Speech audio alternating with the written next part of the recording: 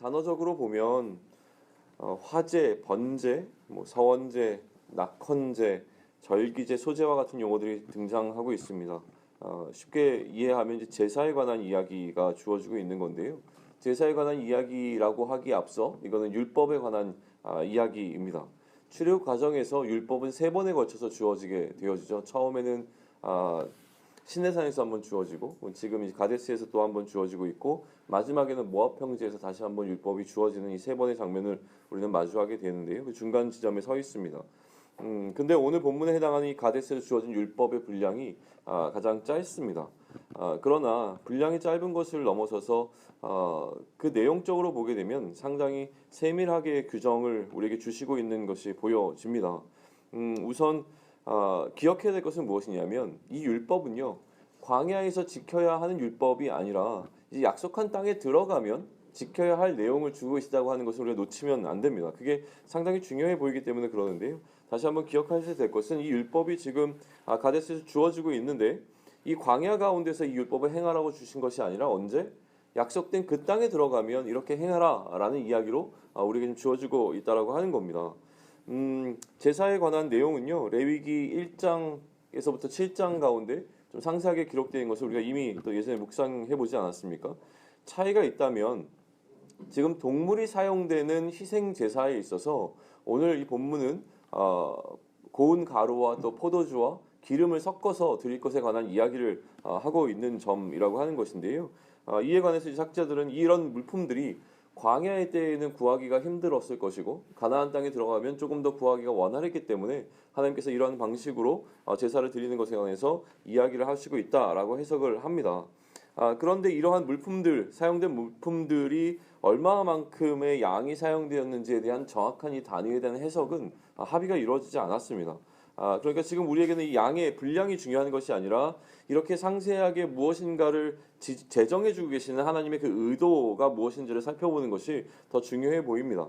제사법이라고 하는 것은 우리가 이미 알듯이 그 상징적인 의미를 담아내고 있을 겁니다. 우리의 지식의 한계 때문에 하나님께서 왜 이런 방식으로 제사를 드리라고 얘기하셨는지가 아직도 이해되지가 않고 있는 많은 부분들이 있긴 하지만 그럼에도 불구하고 하나님께서는 의미 없이 제사법을 제정하신 것이 아니라 그 각각의 세밀하게 상징적인 의미를 부었다고 하는 것이 우리의 신앙의 고백이게 되어지는데요.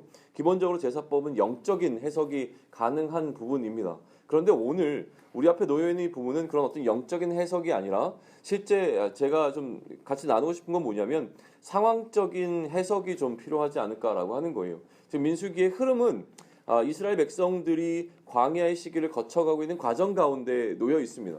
그러니 전후 문맥의 상황 속에서 왜 지금 이스라엘 백성들에게 이러한 율법이 다시 한번 주어졌어야만 했는가를 살펴보는 것이 오히려 오늘 우리에게 주는 메시지에서 더 힘있게 다가오는 부분이라고 느껴집니다. 우선 주목하고 싶은 것은 무엇이냐면 이 구체적인 리스트들인데요. 하나님께 왜 이것이 필요했는가라고 하는 것이죠. 하나님께서는 왜 이런 제사의 방식 가운데서 이런 물품들을 요구하고 계신가라고 하는 것인데 하나님의 관심은요. 우리가 충분히 예상하겠지만 이게 물품에 있는 것이 아닙니다. 하나님께서 기름이 필요하셨고 하나님께서 포도주가 필요하셨고 하나님께서 이러한 어떤 희생의 제물들이 필요하셨기 때문이라기보다는 이 물품들이 필요한 이유는 이것을 드리는 자의 태도에 있었음이 더 분명하다라고 하는 것이죠. 그러니까 이것은 제사에 관한 단순한 설명이 아니라 제사를 드리는 사람들을 향한 명령으로 이해되어져야 되는 겁니다. 쉽게 얘기하면 어떻게 얘기할 수 있을까요? 우리가 자녀들에게 심부름을 시킵니다. 쇼핑의 목록을 적어서 주게 되는데요. 무엇을 사갖고 올 것이 중요한 것이 아니라 사올 때의 태도가 어떠해야 되는가에 더 주목하는 겁니다. 이 아이가 정말로 처음 이제 쇼핑을 가는데 주어진 이 목록들을 잘 사갖고 올 수 있을 것인가? 또 바가지를 쓰지 않고 물건을 잘 구해갖고 올 수 있을 것인가? 뭐 이런 것들에 대한 그리고 성실하게 내가 부탁한 것을 잘 지켜낼 것인가를 관심 있게 보는 어떤 그런 부모의 마음을 좀 이해하시면 좋을 것 같습니다. 다시 얘기하지만 지금 하나님의 관심은 어디에 있냐면 이스라엘 백성들이 명령에 순종하는가에 놓여 있다고 하는 점인데요. 자신이 하나님께서 제시하신 이 규정을 이스라엘 백성들이 지키는가라는 질문이 던져지고 있는 것이죠. 그러면 15장 이 본문에서 가장 중요한 것은 지킴에 있습니다.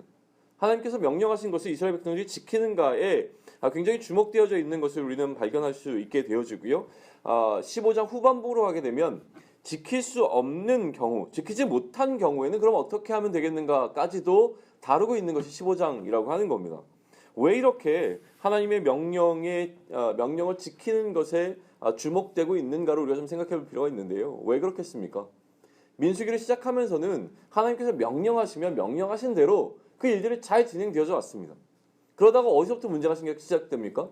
민수기 11장에 들어서면서부터 본격적으로 이 하나님의 명령을 제대로 수행하지 않는 일들이 반복적으로 혹은 조금 더 커지는 방식으로 진행되고 있는 것을 우리는 발견하게 된다라고 하는 것이죠. 하나님이 행하신 일이라고 하는 그 구원 사역, 출애굽 사건에 대해서 이스라엘 백성들은 원망하기 시작했습니다. 우리가 애굽에 있었으면 좋았을 것을 이라고 이야기하죠. 그 다음엔 어떤 원망이 등장합니까? 하나님이 세우신 사람에 대한 원망이 등장합니다. 모세가 뭐라고? 이런 이야기가 등장하기 시작하죠. 그 다음에는 뭡니까?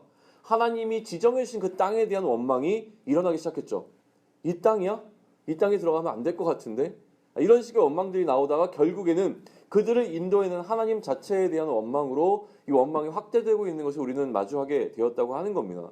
이러한 총체적인 하나님의 표현에 의하면 하나님 자신을 멸시하는 이스라엘 백성들의 태도가 등장하고 난 이후에 하나님의 반응은 무엇이었습니까?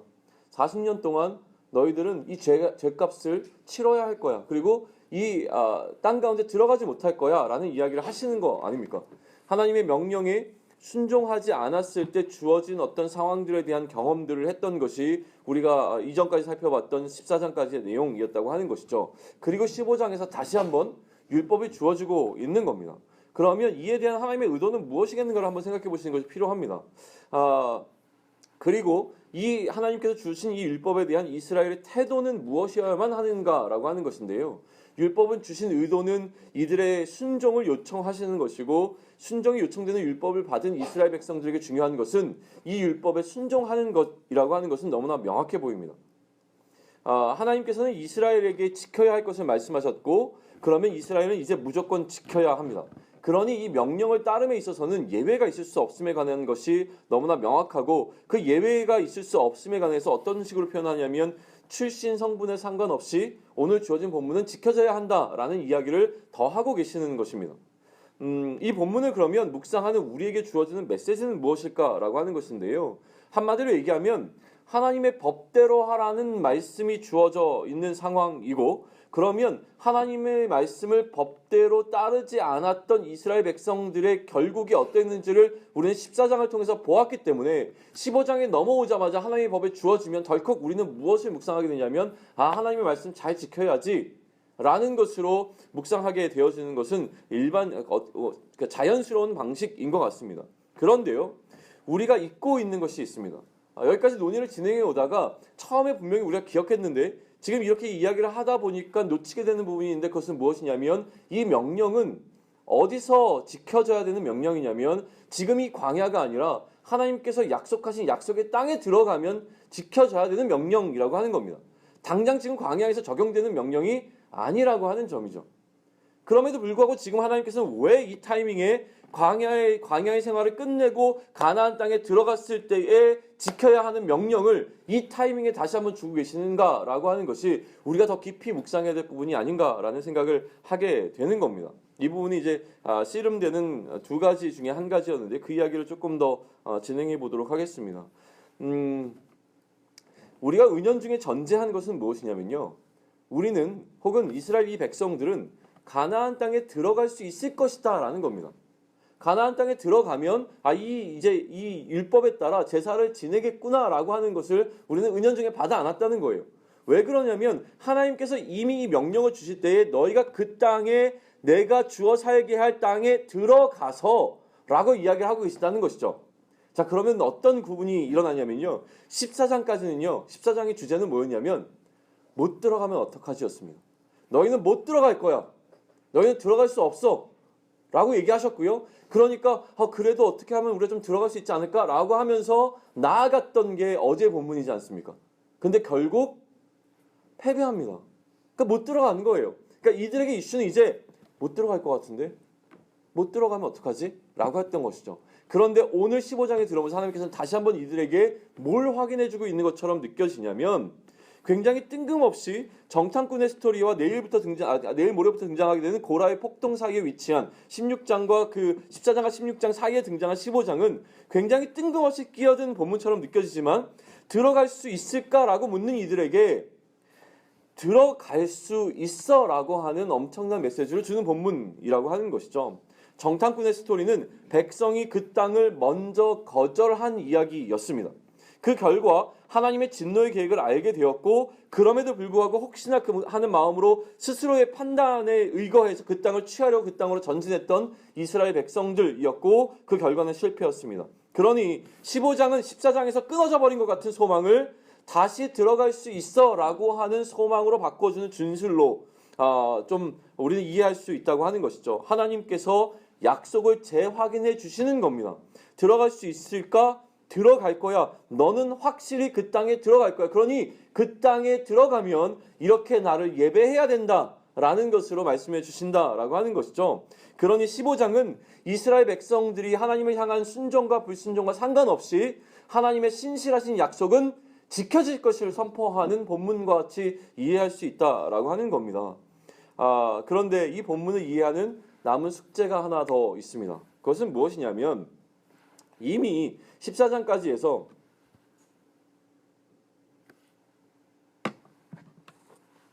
가끔 이렇게 마이크가 안 되면요. 예수님은 얼마나 힘드셨을까 이런 생각을 가끔 합니다. 마이크도 없는 시절에 막 수천 명을 앉혀놓고 말씀을 전하셨을 텐데 좋습니다. 본문을 이해하는 남은 숙제는 무엇이냐면 이미 14장까지 해서 가나안 땅에 들어갈 수 있는 사람들과 들어갈 수 없는 사람들이 구분되어졌습니다. 그러니까 가나안 땅에 들어갈 후손들에게 이 하나님께서 들어가면 이렇게 예배해라라는 본문은 굉장히 의미가 있게 다가왔을 거예요. 그런데 이미 들어갈 수 없다라고 선언되어진 사람들, 그리고 그럼에도 불구하고 들어가려고 시도했다가 실패했던 사람들에게 이 율법이 과연 무슨 의미가 있겠는가라고 하는 것이죠. 그들에게도 과연 이 율법이 후손들에게 주어진 것처럼 소망이 되어줄 수 있겠는가라고 하는 것이 굉장히 저에게는 좀 씨름이었습니다. 들어갈 수 없는 사람들에게는 이미 끝난 일이 아닌가라는 생각이 들어온 것이죠. 그래서 고민하다가 어제 본문을 살피는 가운데 다시 주목해보고 싶은 부분이 있었습니다.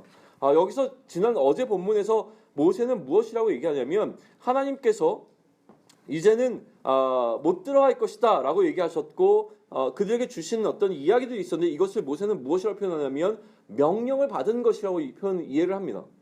다시 얘기하면 하나님께서는 그들에게 여전히 명령을 주셨다는 것인데 그 명령이 무엇인가였는데 이전의 명령은 가나안 땅으로 나아가라는 명령이었지만 이제 가나안 땅으로 들어갈 수 없는 사람들에게 주어진 명령이 무엇이냐면 죄악을 담당하라는 겁니다.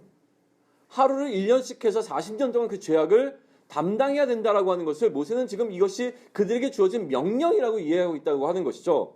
그러니까 들어가지 못하는 자들에게도 들어가는 자들이 들어가는 것이 명령이었다면 들어갈 수 없는 자들에게 주어진 명령은 그 죄악을 담당하는 것이 그들에게 주어진 하나님의 명령이었다고 하는 것이죠. 그런데 이들이 행하려고 했던 것은 무엇입니까?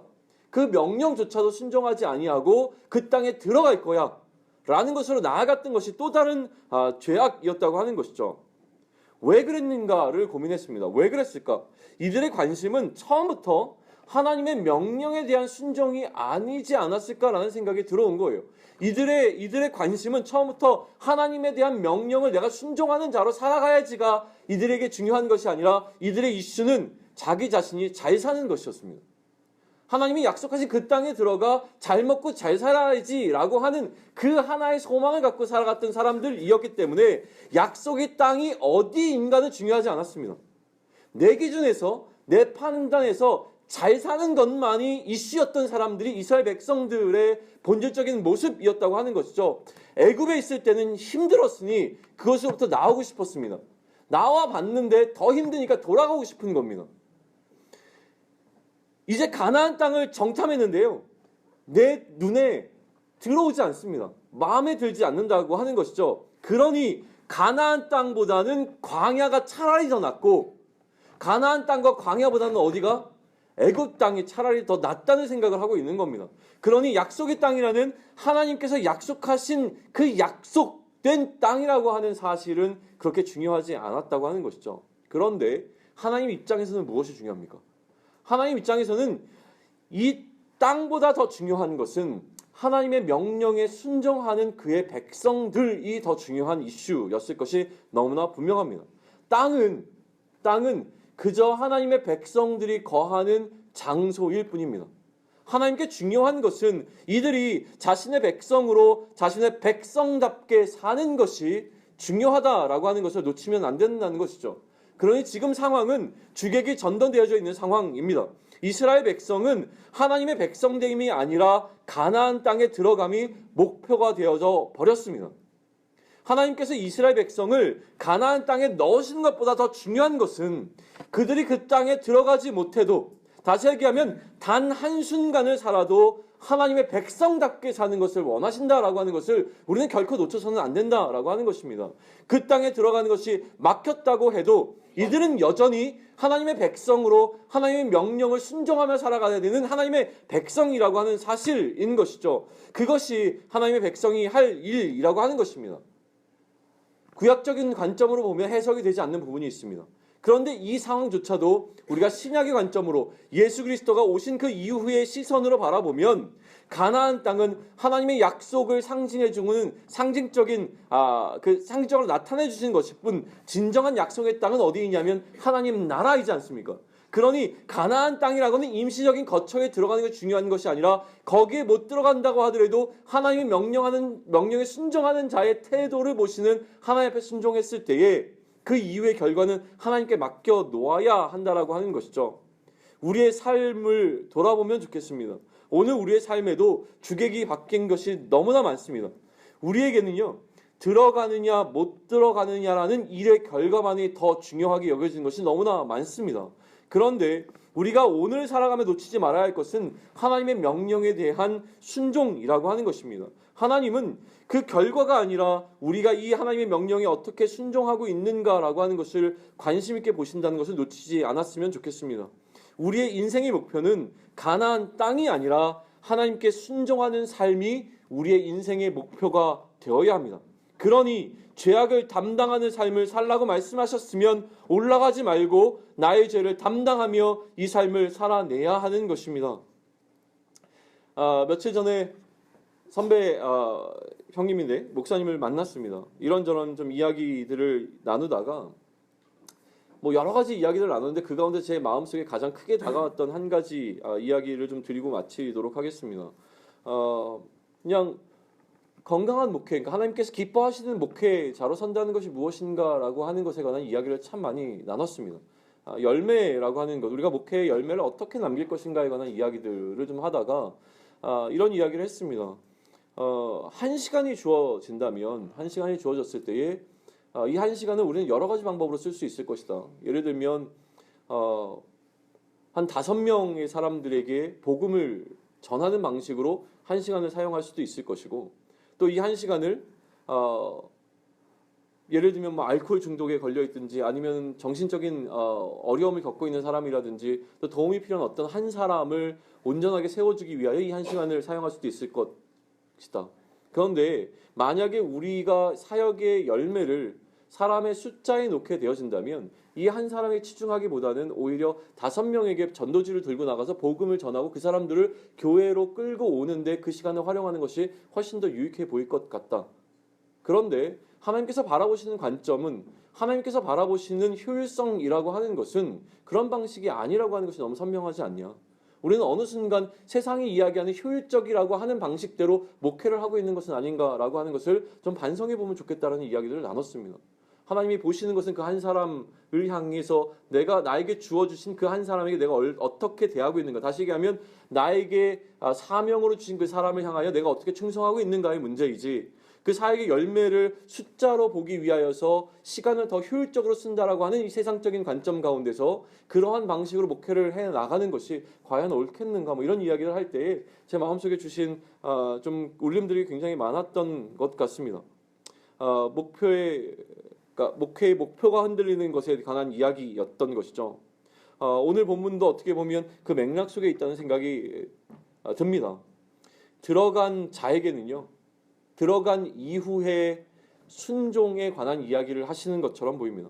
그러나 못 들어간 자에게도 못 들어감에도 불구하고 여전히 순종을 요구하고 계시는 그 하나님의 그 말씀에 우리는 귀 기울일 필요가 있다고 생각이 들어옵니다.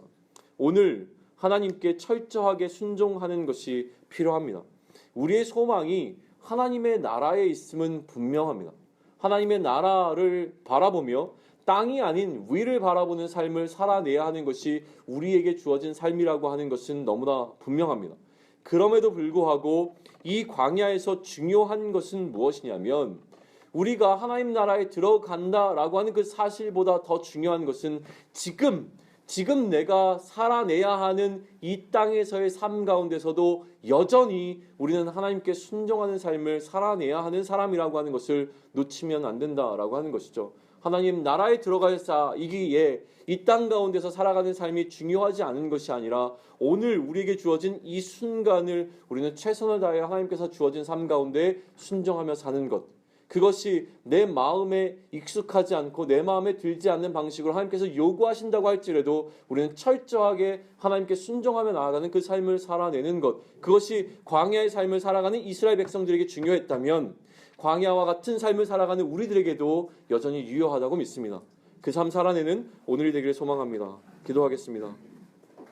하나님, 가나안 땅을 향해 나아가는 우리의 삶의 여정 가운데서 우리가 왜 그 땅에 들어가야 하는지를 놓치고 오직 세워진 목표를 향해서 우리가 고민해야 될 것들을 고민하지 못하고 우리의 연약함을 드러내며 나아가고 있지는 않은지를 다시 한번 돌아봅니다. 하나님, 그 땅에 들어가야 하는 이유는 우리가 하나님의 백성됨을 더 온전히 나타내기 위함인 것을 우리는 깨닫습니다. 하나님의 백성답게 살아가는 것이 훨씬 더 중요하기에 우리를 건져내셨음을 다시 한번 깨닫고 하나님의 은혜 앞에 섭니다. 하나님의 백성 되어졌고 하나님의 사람 되어졌는데 하나님, 여전히 나의 것을 주장하는 방식이 아니라 하나님의 백성으로 하나님의 통치에 온전히 순종하며 살아갈 수 있는 우리의 삶을 허락하여 주시옵소서.